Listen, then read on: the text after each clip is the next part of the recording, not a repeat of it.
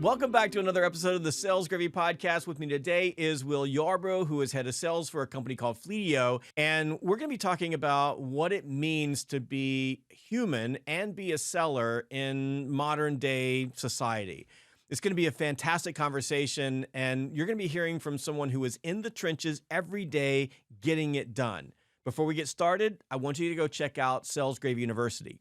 Sales Gravy University is where small and scaling sales teams from across the globe come to learn how to sell. What makes us different is not only do we have over 1,000 hours of on-demand content from some of the best minds in sales, but we also teach live instructor-led courses every single week that small teams can come to, and they can learn the same way that larger teams learn, as they pay for the huge amounts of money for training. What we've been able to do is provide enterprise level sales training at a fraction of the cost. And we do this through something called the Team Hub. So go check out Sales Gravy University. If you're a leader, you can take your very first course for free by using the code FREECOURSE. Just go to learn.salesgravy.com. That's learn.salesgravy.com. Use the code FREECOURSE. Take your very first course for free. Will Yarbrough, all the way from Alabama, here on the Sales Gravy Podcast. And I've heard through the grapevine that you're an Alabama fan. I just want to say, go Dogs. And we'll just call it that.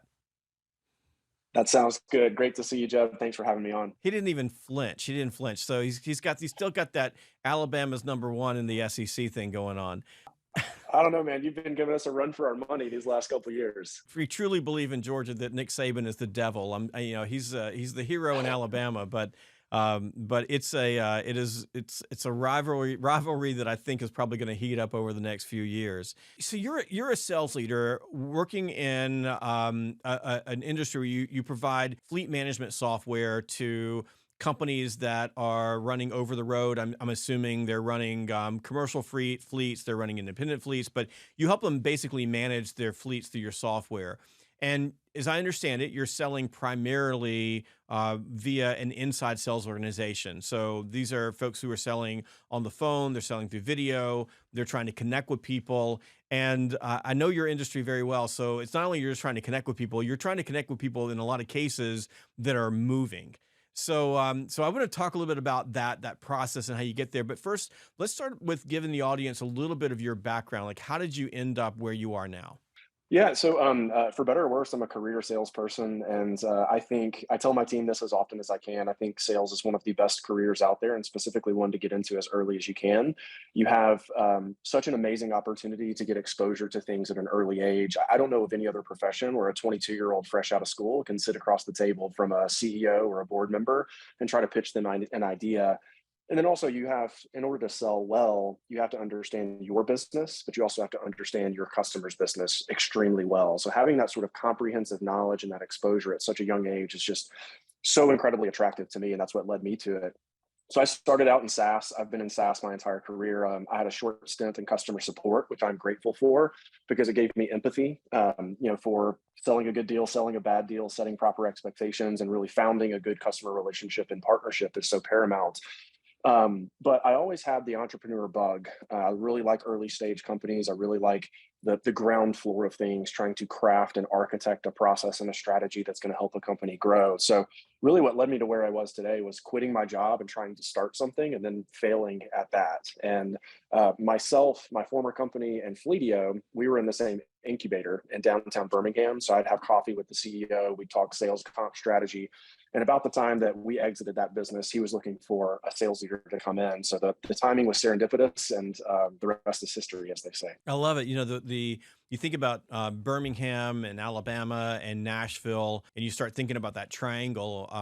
Some people are starting to call it the Silicon South because there's so much innovation. There's so many cool companies that are coming in, and it's a great environment for business. So it really. You find the coolest people in the world. I mean, the South is full of quirky people, but you find a lot of folks who really understand how it is and how to connect with other human beings. I don't know if that's your experience, but certainly the companies that I work with and who call me from, say, Atlanta or from Birmingham or Nashville or Columbia or really any of the cities that are in our area, I just always find that I have much deeper conversations with them than talking to some some kid is calling me from San Francisco that, graduated from MIT 3 weeks ago and has no idea how to talk to another person.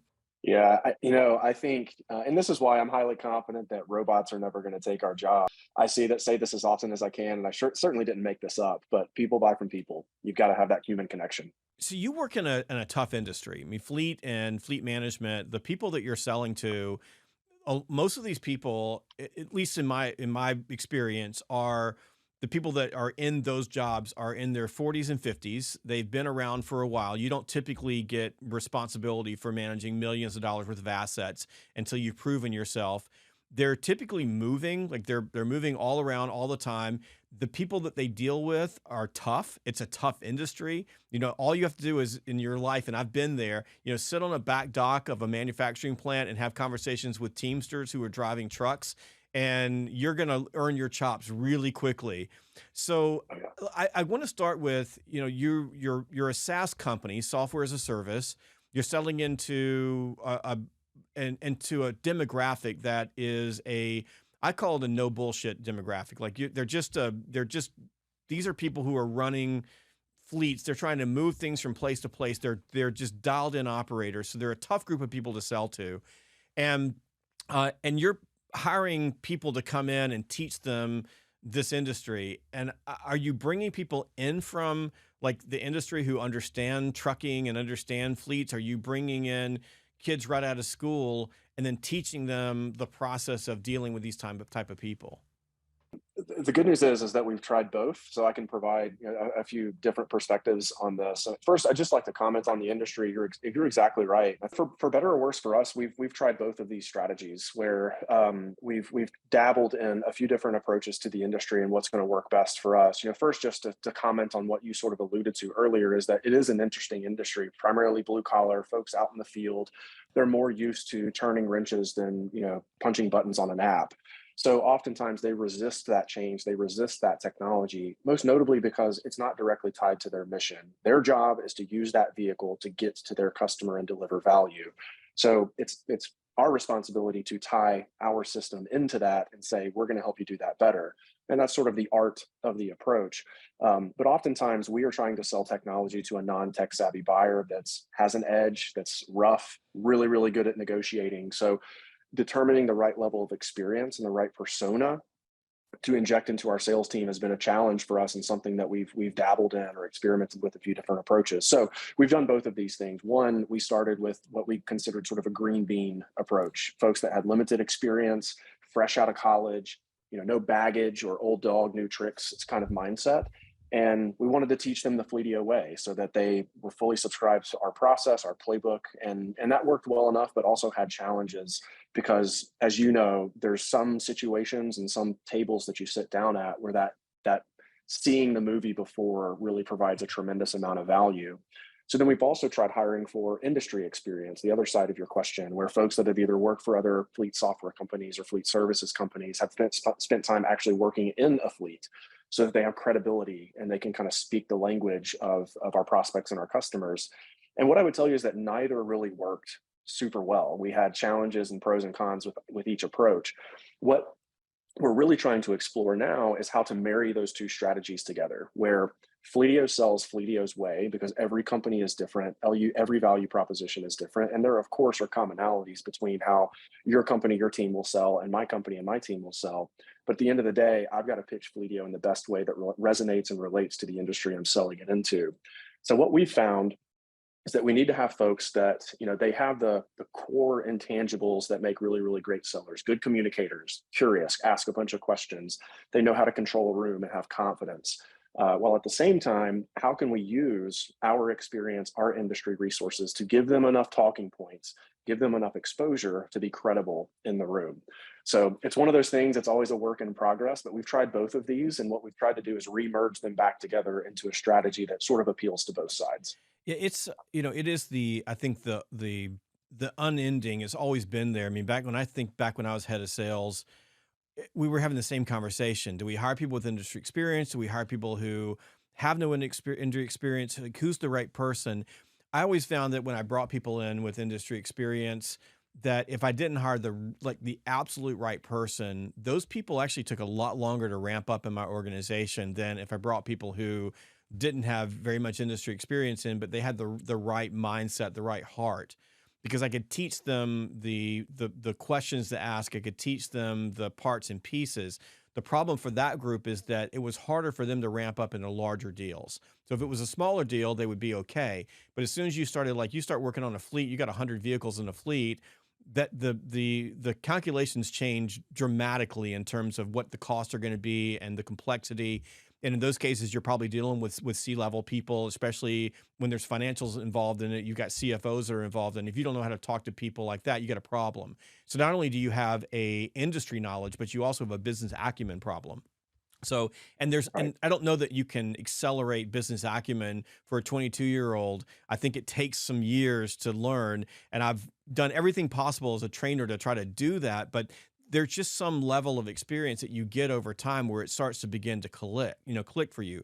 But what you can do is you can take those individuals and you can teach them how to ask the right questions, how to surface challenges and problems. You can teach them, what's the place where for a fleet there's the most opportunity for them to be able to get ROI from the software. So I don't know a lot about your industry, but I would expect that if I'm running a fleet, if my mission is to move things from one place to the other, which means that wheels have to be turning. If wheels aren't turning, I got a problem. So the easiest, fastest path to making sure that the wheels keep turning is that you're managing your PMs. And if you're managing your PMs properly, the probability that you have breakdowns or on the road or you have an issue goes down exponentially. Would that be right? Okay, Absolutely. great. Yeah. So Getting ahead of that event. yeah. So I know that because I've been around for 40 years, and I worked for a company that ran fleets, and I work in the industry and spend a lot of time with people. So I don't know a lot about fleets, but I understand that if I was meeting with someone, I would probably be asking questions about walk me through your PM process. Walk me through what happens when you lose a truck on a route. What's the domino effect of what happens in that situation? So I think with people don't have a lot of industry experience, if they understand how to deal with human beings, and we can focus on teaching them how to ask the right questions, and then we can be near them. Like as a leader, if they say, "Hey, this is what I found out," like you did good discovery, that to me is the point where if they're coachable and they're smart and they care and they're driven in the process of helping them close deals, they start learning how to close deals. And if you're starting off someone new, someone who has industry experience, they want everything to be perfect before they can close anything. And I don't know why that is, but at least that's been my experience over time. And I'm making a broad generalization. Yeah, no, I think that's been somewhat of our experience as well. And I'm glad you said coachable. I think that's one of the most powerful and promising traits with a prospective candidate is that they take feedback. And it's no coincidence that the top folks on the leaderboard are often seeking out feedback and really pulling their leaders into tell me what I could do better, tell me what I could do better, tell me about this call. And I think, one of the really important things is making that gets lost, especially in this world of data, in this world of systems. Every sales team these days has 5 or different systems in their tech stack to help support accelerating sales.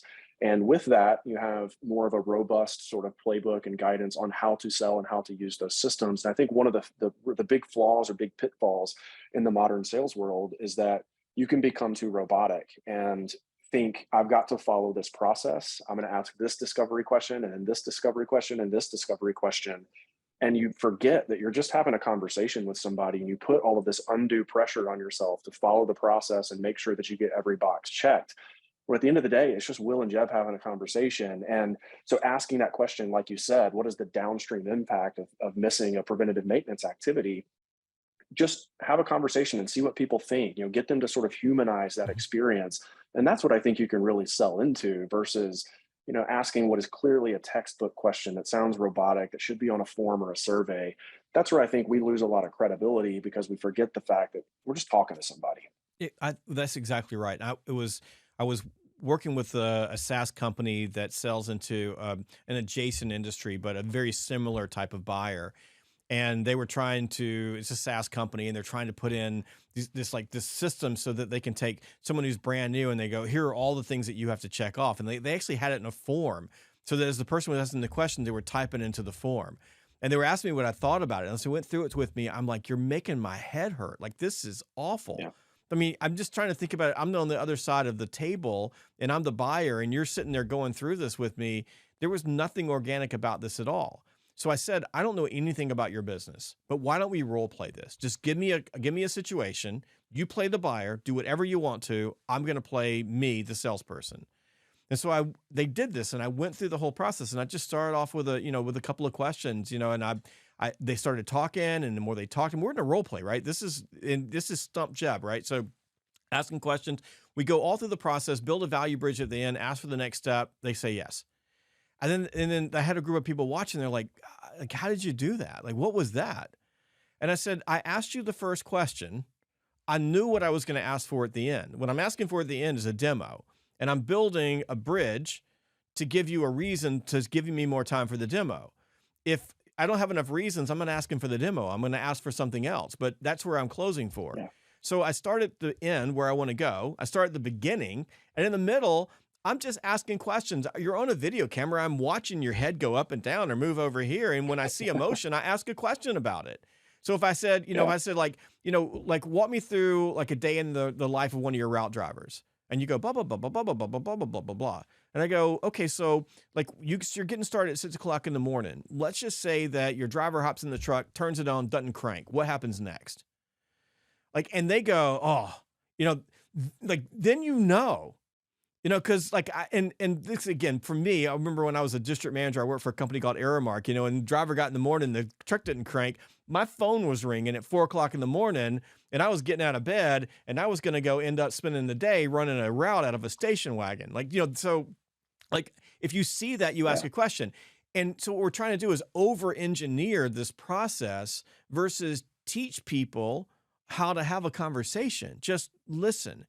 And that's what they were missing in this moment. And that was this, I think it's hard for me to understand where it comes from. It's this drive and this belief that as a leader that I need to over-engineer the selling process versus I need to hire people who can do this, and then I need to teach them. And I'm going to throw one more thing out there for you because I want you to talk about this, because 2 days ago I had a sales call for a SaaS product that is really expensive, and I'm a business owner. So we're in a recessionary period. We're not in a recession, but we are in a volatile period where there's lots of problems. And I'm looking at the world through the lens of a CEO. And anything that costs more money right now, I'm being super cautious about. There was something that caught my eye. The rep did a really good job of getting me on a call, which is really hard to do. But the kid got me on the call. We show up. I'm just going to give you the scenario. Okay. We show up. You see what I'm wearing right now. Like I'm dressed in a blazer, and all you got to do is like get online. You'll see that I'm almost always in a blazer and a collared shirt. I'm in this studio. I don't have this mic in front of me, but this is our blue studio. So we have 5 studios, and whenever I'm on camera, I'm in a place where I wrote a book called Virtual Selling. I better by God act like I wrote, like I did in the book. And this kid gets on, and I say kid, he's 25, 26 years old. I'm 56, so kid to me. So he gets on, and he's wearing a sweatshirt hoodie that's got some rags around it. Like it's been beat up a little bit. And he's got like this really awful, behind him is like a closet. And he's on his computer. And I'm instantly turned off. Like I instantly look at that and go, like, seriously, and it's me. Like it's me. You wrote me a note. You got on because it's me. And that's how you show up on a call with me. Seriously. So think about that. And that probably wouldn't matter if you were on the call, if there was some dude sitting in the maintenance shed for a fleet, and he's like, wearing overalls, wouldn't care, but it's me. And then same thing. Whatever sales enablement platform they're using or whatever their CRM they're using, he's typing the content, the question. And so he asked me the first question, and I give him an answer. He never hears me. And he doesn't hear me because, first of all, science has proven that if you're typing, you're not listening. The brain doesn't connect, and he's going through the motions. And I'm gonna tell you something. It pissed me off. My temperature rose because I had just given him this explanation of why I wanted to talk to him and why this was important to me, and he couldn't even remember. And I could tell because he went and then he asked me the next question. That was and we're talking about little money. We're talking about big money software for a small business. Talk to me about that. And I'm on a rampage right now with this behavior because I'm seeing it over and over again. Why are reps doing that? How are leaders allowing that to happen? Who in the marketing organization failed to go look at the backgrounds, look at how their people are presenting themselves when they're on the phone with the people they're selling to? I get that if you show up that way and you're talking to some, bro culture in Seattle, but you're talking about Jeb in Augusta, Georgia, who all you have to do is just type in my name and you'll see pictures of me. I'm everywhere. So what's going on right now that's creating that issue? And I'll have a follow-up question for you. So it was a lot, Will. I threw a bunch at you, but I want you to talk about it as a leader, as you and your team and what you're seeing, and why does this even matter? Really appreciate this topic. I'm fairly passionate about this as well. And I think just one thing off the bat is that one of the things that I've very clearly just got from you and that everybody has to remember is that buying is emotional. Whether it's professional or for your personal or professional life, there's an emotional response that you have to the buying experience. And there's plenty of research that suggests that, buying is therapeutic as well, shopping therapy, those sorts of things. So again, really relates back to that human element of selling and why that's so important. The two other things that I would say is to frame this up, and then I'll give you my perspective on why I think this is such a big problem these days, is first and foremost, I think the sales motion is I have to buy you before I buy the product that you're pitching. And in the modern world, that starts with the website. So if your website is, you think about the Apple Store experience and then going to, I won't disparage any other retailer, but you go to another store and you have a very different experience. There are different emotional reactions and values that you would prescribe to the products that they sell. So if the website is disheveled and messy and clunky, there's dead links all over the place, you've already made up in your mind and devalued that product off the jump before you ever talk to a salesperson. And by the way, the Fleetio website rocks. It's awesome. Thanks. Thank you. It's a fantastic asset for us. Our marketing team is incredible and always has been. And obviously that's a huge partner to us on the sales side. So I am grateful for that. Appreciate the kind words. I'll pass that along.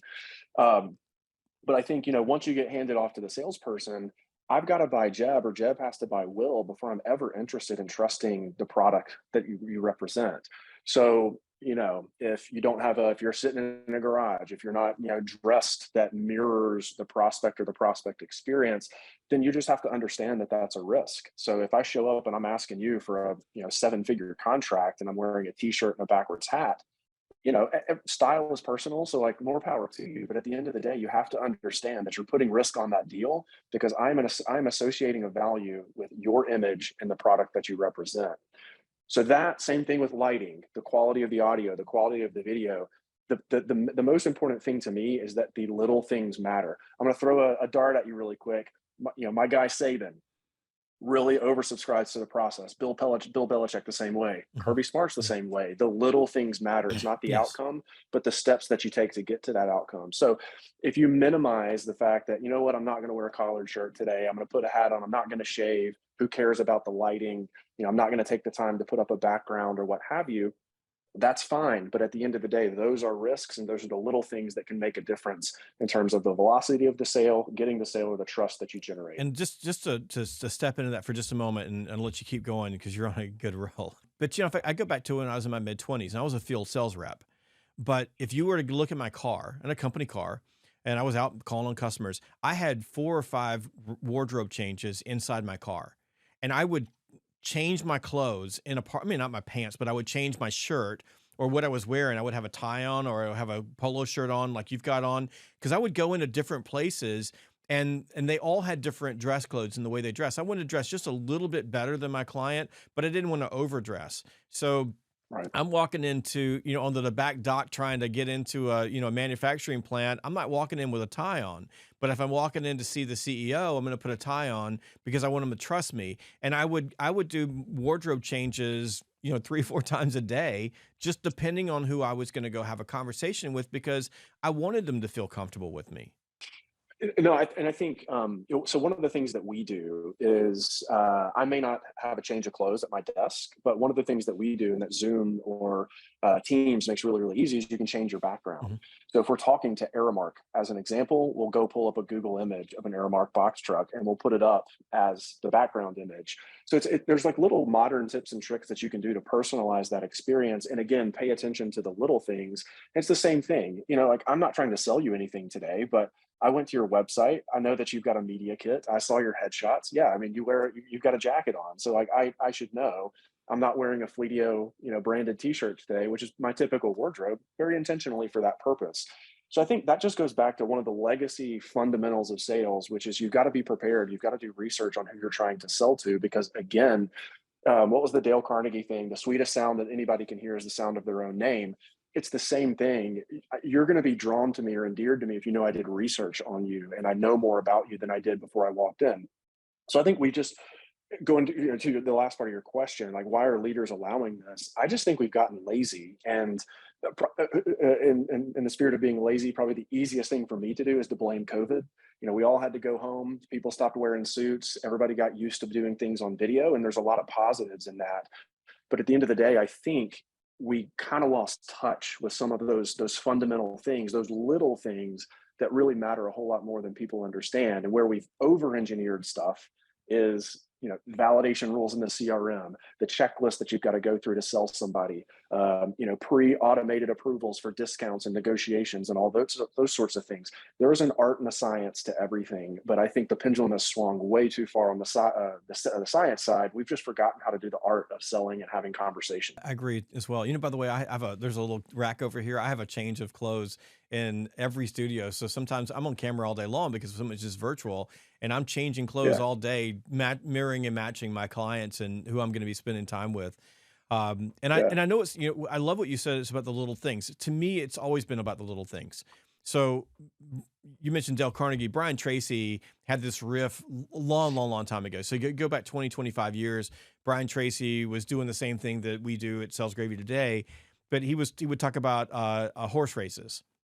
And right now, as soon as I say it, I remember, because I remember I listened to this. I was in Little Rock, Arkansas. I must have listened to us there because I can always remember where I was.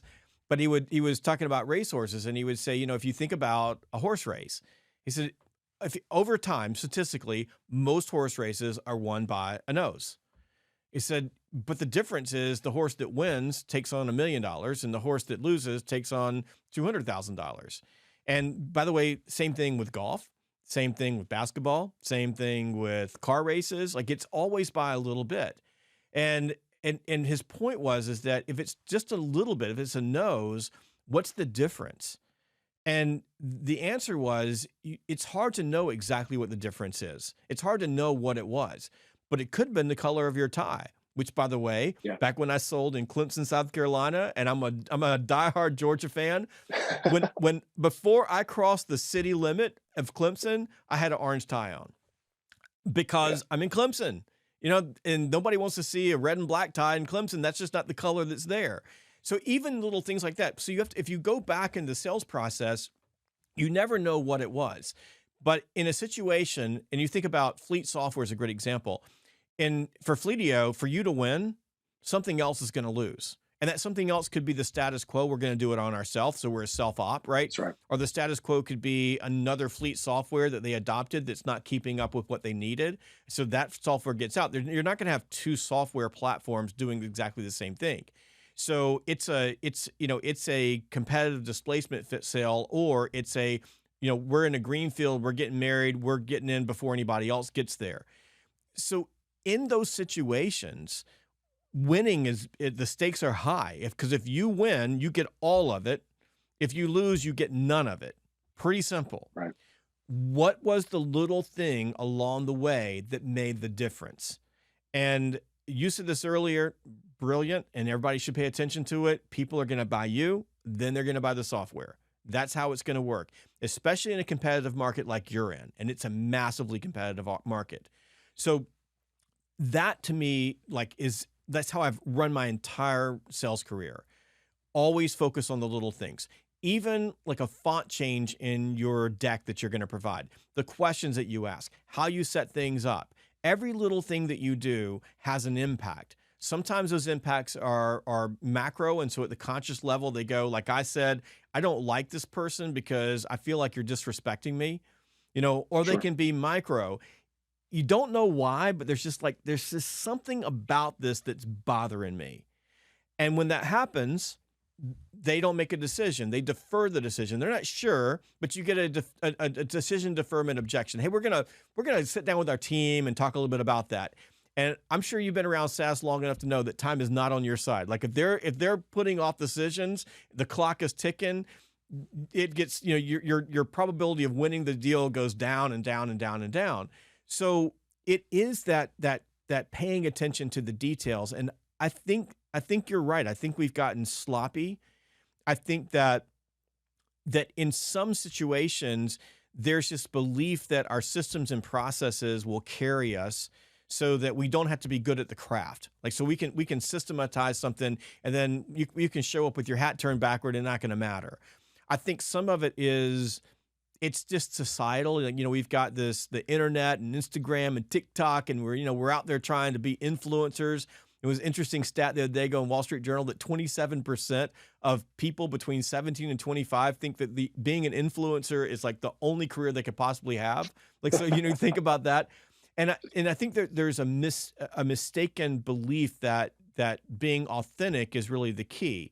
And authenticity matters, like being a human being matters, but authenticity without respect for your audience is arrogance, and arrogance doesn't sell. Nobody wants to deal with an arrogant person. So I think we've got all of those things in play. And then I would add one more thing, and I want you to address this. I think that there are a lot of leaders who are walking on eggshells. So they see the problem, they understand the problem, intuitively, they know they need to fix the problem, but they're afraid to have a conversation about the problem because they're afraid of the conflict. They're afraid of what might happen. They're afraid of the repercussions. So they allow bad sales behaviors to last. Whereas, I go back, 30 years when I first started selling, at least the sales leaders that I were working for would just punch you in the face and go, you need to quit doing that. That's not going to work anymore. Stop. I used to have a leader, for example, I would be on the phone making my outbound calls, to set my appointments. And he would like literally bang on the wall. Like he could hear me through the wall. He would be banging on the wall. Don't effing say that. Like but you learn that way to deal with it. And I just, I'm not sure that, and I don't want to like generalize leaders in particular, but I'm just not sure that leaders have the same courage, to lead sales the way that it has been led for, a century, in that it is survival of the fittest. Like you have to close business. You have to hit your mark. You have to hit the numbers, and you have to be good at the craft. You have to protect the brand in the process and be excellent at it. And that is a human endeavor that requires the Nick Sabans of the world to come on the field and kick you in the rear end when you're not doing it right. Give you a high five when you're doing it right, give you a hug when you need to get picked up back because you got hit really hard, but they're not willing to not be the leader. Does that make sense? Yeah, yeah, I think so, and I definitely relate with that because it's sales is a contact sport, and it's why so many sales leaders love former athletes because they know they're competitive, they know they're gritty, and they're aspirational, they're goal oriented. And you're right, we've come a long way from rub dirt on it and get back in the game. That sort of mindset to where there's some coddling going on, and not to necessarily merge professional and personal life, but we give out third and fourth place trophies these days, and I do think it sort of sets some particular folks with a certain type of mindset up for failure when they get into the real world and think they can fail and then still get patted on the back. I think the general thing, I relate this to public speaking, where one of the biggest aha moments in my career was everybody grows up and hears the thing that the majority of folks in America are more afraid of public speaking than they are dying. And I just remember thinking, like, that is the dumbest thing I've ever heard in my life. Like, I am not going to be that way. And I remember just thinking to myself, okay, what am I experiencing when I'm in the audience and I'm hearing somebody talk? You're never rooting against that person because it's uncomfortable for you. So you sit there and you're like, I want this to be a good speech. I want this to be a good song. I want this to be a good podcast, because nobody wants to have a bad experience and listen to a bad, public speaker or talk, whatever it might be. I think the same thing with respect to tough conversations and coaching is that a lot of leaders avoid it because they think that the person on the other side doesn't want to hear it. But I would argue, and it's my belief, that the best talent, the best players in the game seek that out. We already touched on that earlier in the pod, where the best players want coaching, they want feedback. And again, as I promise, this is the last time I'll quote Nick Saban on a podcast with you. But one of my favorite quotes from him is that you don't truly love or care about somebody if you don't hold them accountable. And so, like, I think when you think about your parents and the experience you have with, really good parents, is that they're going to hold you accountable and they're going to get onto you. And it's because they love you and they want what's best for you. So I think if, same thing, you sell as a human, you relate as a human to your buyer, you have to relate to your team in the same way. And it's like, listen, Jeb, this is going to be a tough conversation today. I got to talk to you a little bit about what's going on. You did this. I need you to stop doing this. And that's why. The reason I'm telling you this is because I care about you and I think you're a lot better. Full stop. We don't have to baby it and pamper it. Those tough conversations are critical, and I think we avoid them. Yeah, I agree. And I quote Nick Saban. I mean, "Do your job" is like one of my favorite quotes. Like, just do your job. So I think you're right on the money. Let's shift into human to human. So in the pre-show, you and I were talking about how we're in a world where there's a lot of systems and processes. There's a lot of robots that are enhancing what we do. And I say this all the time. People don't like to talk to robots. They hate robots. I know this to be true because we have a chat client. You can come to our website. You can chat with us. You're on Sales Gravy University. You got a question. The only person that's going to answer that chat is a human being. I refuse to have a Yeah. robot answer chat. If we're not available, you can leave us a message. But people hate robots. Our number one question, we get this almost every day. Am I talking to a robot? People, like, they want to know because they feel violated if they're not talking to another human being. And I was on another call the other day ago with a guy named Chris Beall. He runs a company called Connect and Sell, and he said that, in the age of AI, we have moved into a world where the only communication that is believable anymore is verbal human communication. It is the words that we say to ourselves, because everything else, now that robots can write, articles and scripts and wherever else, everything else is suspect. I mean, did you write that, or did a robot write that? So let's talk a little bit about, as a leader, what are you doing to help your team, like, learn and get and grow into, this is not just a contact sport, but it's a human contact sport. And we have all kinds of different ways that we can connect with other human beings, but we're connecting with human beings.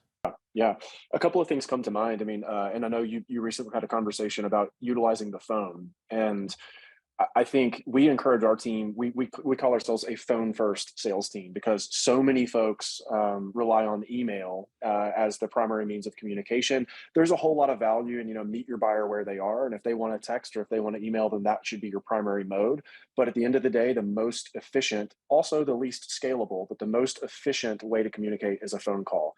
That's the way I'm going to hear the tone in your voice. I'm going to get direct feedback from you on where I stand. And ultimately, I get to continue leading you down the buying path. Email is inefficient and it's hard. People are lazy and buyers want to be led. So how can I make it as easy as possible for you to give me information, back to the point you made earlier, to progress to that next step?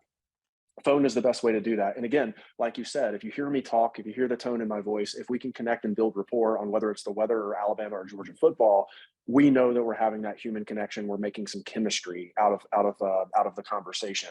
So I think phone first is the easiest way to do that. But I think there's some other ways that we build it into our playbook and our approach. One thing, going back to sort of the legacy way of selling, I really, I don't know how this happened, but used to, it was sort of the SOP. You go in for a job interview and you send a handwritten card as a follow-up to show your appreciation. I think the same thing is really important in buying, because it's that is going to differentiate you from the rest of the sellers out in the world, because most of them are lazy too and they want to take the path of least resistance. So a handwritten card is a great way to shoot. And by the way, you can get a robot to write a handwritten card for you You these days. can. But perception is reality. So you can have the perception that you took time to write down a note, send it to somebody, extremely personal. And again, it just perpetuates that human connection. I think the other thing that we coach folks on is that, in terms, if you do have to use email, then make sure that you personalize. Two things that I don't think sellers do enough of is, one, post demo, send the follow-up email and summarize the conversation. This is what we talked about. These are the values that I think I can share with you and that resonated with you. This is how I think we can help. Do you agree? Whatever. I'm being, simplistic and reductive in how I'm describing it, but send a personalized follow-up email that, captures the conversation. That only will help you progress the conversation forward. And then similarly, let's just say on a generic email, I hate the check-in email. And it's something that so many sellers do. Hey, Jeb, just checking in. Wanted to see if you had a chance to talk to your boss about the budget. Can we move forward together? Super lazy, super self-serving. You get absolutely no value out of that communication. I could do the same thing. Every seller needs to do that and check in, but I could take 5 minutes, 5 seconds really, and Google you and determine, do you wear jackets? Kind of relating back to what we talked about earlier. But say, hey, Jeb, just checking in with you. I know you're supposed to talk to your boss today about budget. Wanted to see if it got approved. By the way, I ran across this article this morning, made me think of you. I thought you might be interested in reading it. It's my opinion that you're going to have a completely different feeling after reading those two different emails. And it's a very simplistic thing that I don't think most sellers do to help, again, sort of further that human connection that we would have on a phone call, as an example. Yeah, one of the things my son does, he's a tremendous sales professional, but like after a demo or after a meeting, he does a video and just summarizes those points. So Love it. he'll write it in an email and he'll send the video over as well. And it just works. Like people love it, and they just like the fact that they're talking to a person who is having a real conversation with them. And the handwritten note is a big deal too. I think that you're exactly right. There's all kinds of cool ways that robots will write handwritten notes for you. I've got a couple of people who will take a snapshot from Instagram or on Facebook, and they'll take a picture that I've posted and send it to me in a card. And I love them. I mean, they're hanging on our refrigerators. Yeah. What I have this year has been my get back to handwritten notes, because I kind of got away from it. And I shouldn't have, because I used to, for example, when I would be in the field, I would make calls all day long, and I would have a stack of notes on my front seat of my car. And I think if you're making calls at your desk, you do the same thing. I had a stack of them, and they were already stamped. So as soon as I walked out of your office, let's say I came to Birmingham and walked into Fleetio, and you and I had a conversation about sales gravy. When I walked out, I would write the handwritten note in my car, and I would find the nearest, mailbox or post office, and I would drop it in the mail. And I did that consistently. And by the way, I outsold everybody. Those were those little things you're talking about. So this year, I don't know, the pandemic kind of, screws with everything. But this year, absolute commitment to, as soon as I've had an engagement with a client, and so I'm in a little bit different position these days because I'm out delivering training or delivering a keynote. I come in, there's a stack of cards, they're already there, we got addresses on them, they're all handwritten, and I just handwrite a note and say thank you. Just basic. I mean, there's nothing Yeah. super crazy about it, but it's the right thing to do. But you do kind of have to have a system to help you be more human. And I think that if I look back at my own failing over the last couple of years with handwritten notes, it's been, I didn't have the system. Like, the system is, when I have this engagement, then I write the note. And you think there's not a single person on your team that would ever do any harm by, after they've had an initial conversation with someone, send them a note and tell them thank you. Like, nothing. What's the downside? I know What's the downside? there's none. But I love what you said there, and we talk. There's a great book out there called The Checklist Manifesto, and we talk a lot about this as a team. And I think this is where the intersection of scalability and science can work well with art, and just the gift of being a good salesperson and being able to connect with people. Is the Checklist Manifesto sort of the mantra there is that pilots, brain surgeons, they all use checklists to remember things or do things the right way. And it's not because they're stupid. It's because there's a bunch of stuff that they have to remember to do. And there's a lot of things out there that can slip through the cracks. So I love the system where make it as easy as possible for you to systematize writing a handwritten note. And guess what? You're more likely to do it because it's easier and you won't forget, because there's so many things that you're trying to remember. So I think that checklist approach and using a system to sort of perpetuate the things that are going to be important to you and your customer is a great way to sort of intersect those two sides of the coin, if you will. So if we really dial this in, this has been a fantastic conversation. I was giving Will a hard time earlier for the audience because it's almost impossible to get on my podcast.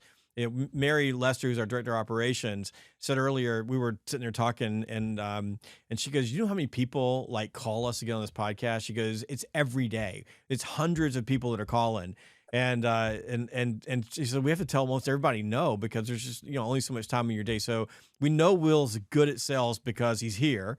I'm so glad that you're here because this was a delightful conversation.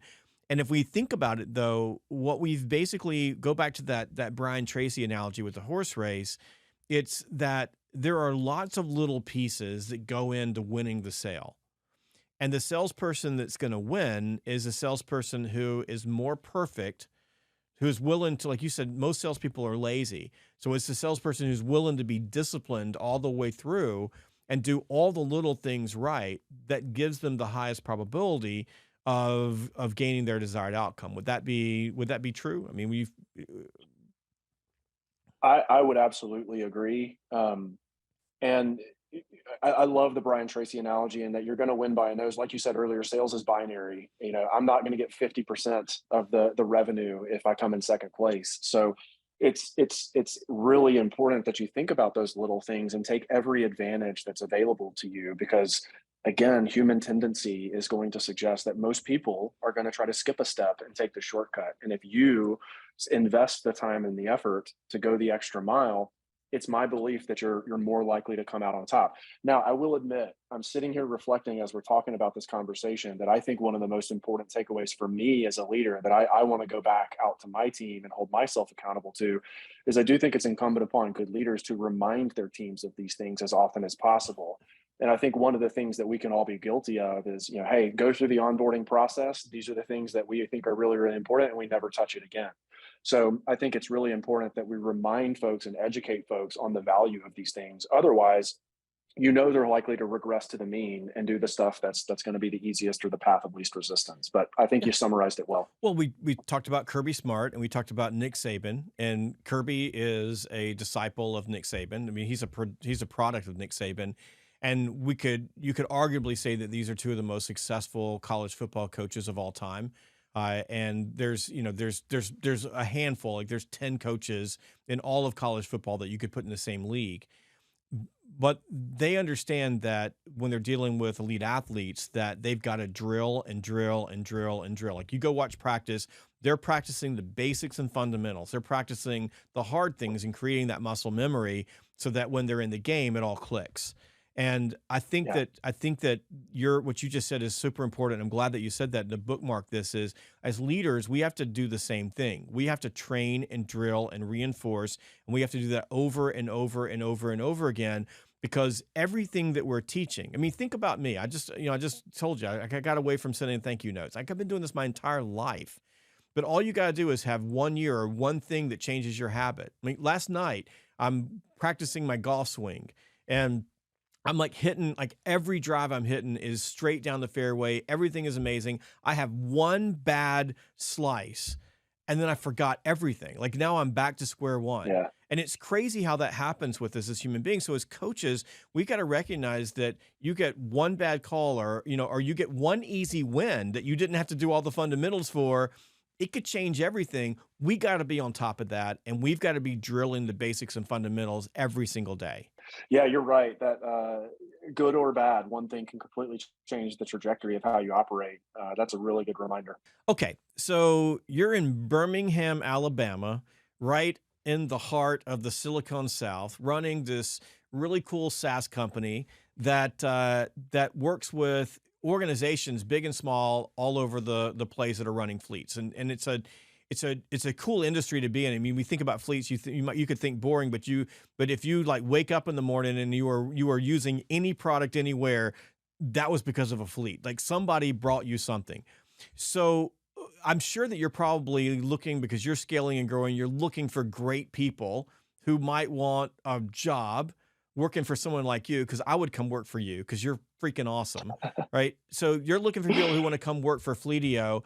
Talk to us a little bit about what career opportunities you have and why someone should even think about coming to work for your organization. By the way, Birmingham, Alabama, there are very worst places to be in the United States. It's a great place, low cost of living, awesome people, great climate. So if I'm going to go someplace, Birmingham would be on my list.